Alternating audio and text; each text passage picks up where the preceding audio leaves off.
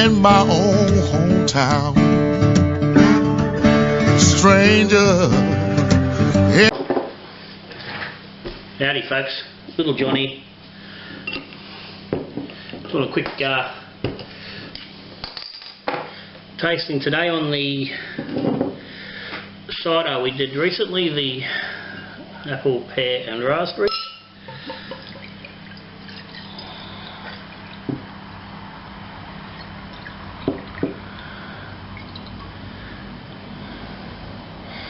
That's interesting. Bottle's poured with no carbonation. There's no fizz in that, that's weird. Something will happen there. And silly me has not taken a lot of notes, so I don't know exactly how that was carved. I don't think. No, that's really clever, so I don't know. I would have thought I'd drop the carb drop into each bottle, but that one's seems to be dead flat. It smells like cider though. It's not as clear as it could be, but it's the right sort of colour. It's not too bad in the light there. Again, it's only been in the fridge for 24 hours, so it could clear up a little bit. It was starting to drop out, but there is some cloudy pear juice in there, which you'll seen in the original video. So I don't think it's ever going to be completely clear because of that. I've never used a cloudy pear juice before, so maybe that's how it leaves it. But it certainly looks like a cider. Yeah, cidery colour.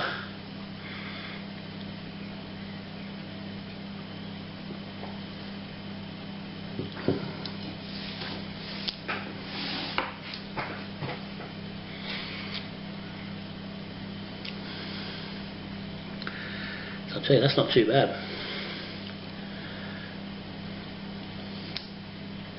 There really is. I mean, it's a tiny little bit of gas. You can taste and feel the gas in there. There's not much, and it's not showing any bubbles at all. But it tastes quite good.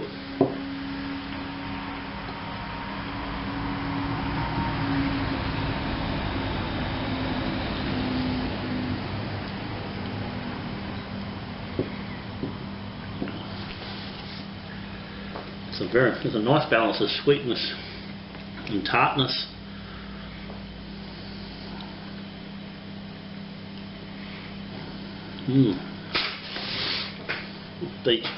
There's that typical cidery edge around your tongue, and that little bite that you do get from the, quite often when you've got the dryness of the cider, but the sweetness is clearly coming through.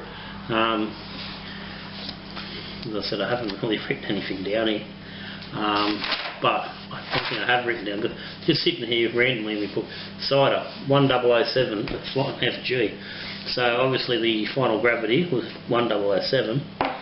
Might have been handy if I'd written down a little bit more than that, but as I said, if you go back through the video, there might be it's there. But that's what I was after. I was looking for that, good sweetness. And I was a bit worried that, 1007 it might have been a little bit too sweet.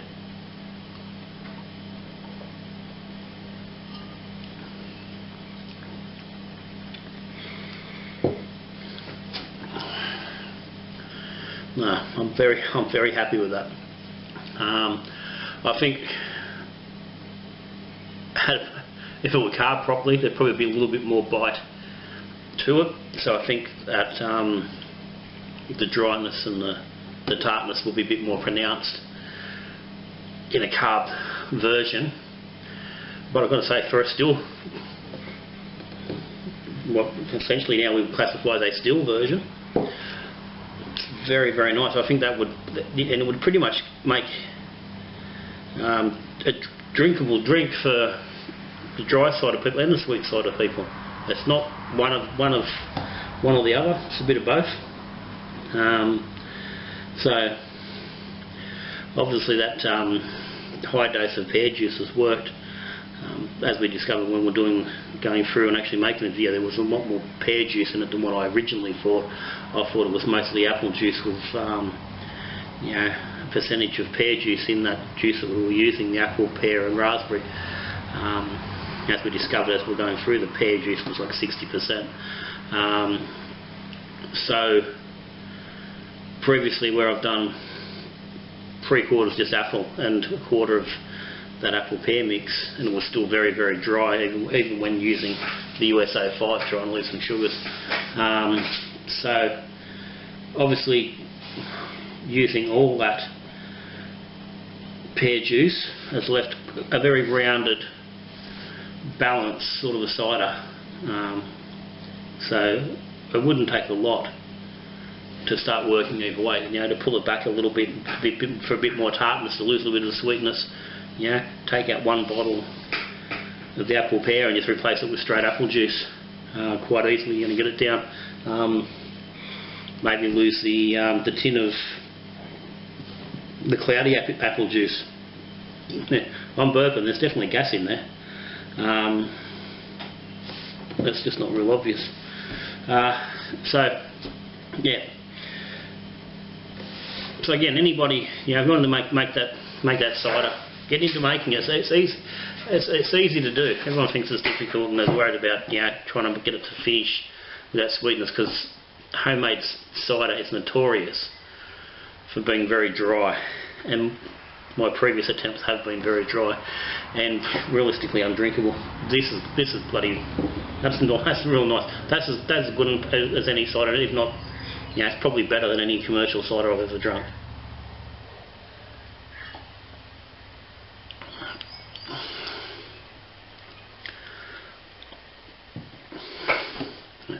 So give it a crack. A couple of bottles of juice, some yeast in the fermenter. It's simple. It's really simple, and you get a good product.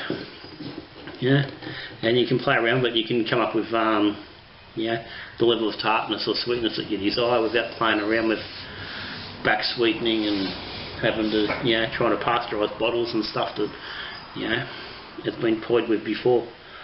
And again,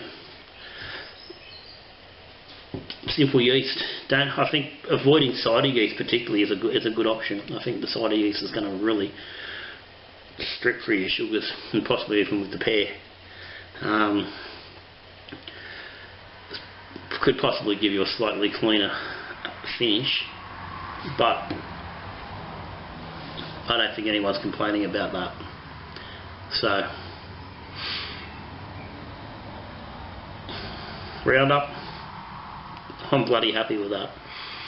I'm actually a little bit pleased. I've only got about 7 or 8 bottles of it, because I didn't do a lot of it. I only did, you know, we only did it in the demijohn. But yeah, no, I will definitely at some stage in the near future be banging out a full batch of that, or at least a yeah, 12 or 13 litre batch to get a few more bottles, because that's certainly not going to hurt to be in the fridge for the cider drinkers when they come around. So get into the cider if that's your thing. It's easy. Follow the original video. It's got the the steps on how we went through, how we did it, what we used. Yeah, save yourself some dollars. This is a damn sight cheap. Yeah, at the end of the day, this is under $2.50 a litre to make it yourself. Yeah, you're going to pay way more than that for one stubby. So you're saving yourself an absolute fortune by doing it.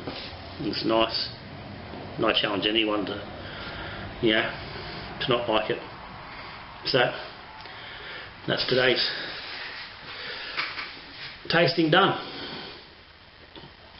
So given at this stage, this is probably the last video I'll do before Christmas. So to anybody ever, you know, got out there watching, yeah, Merry Christmas.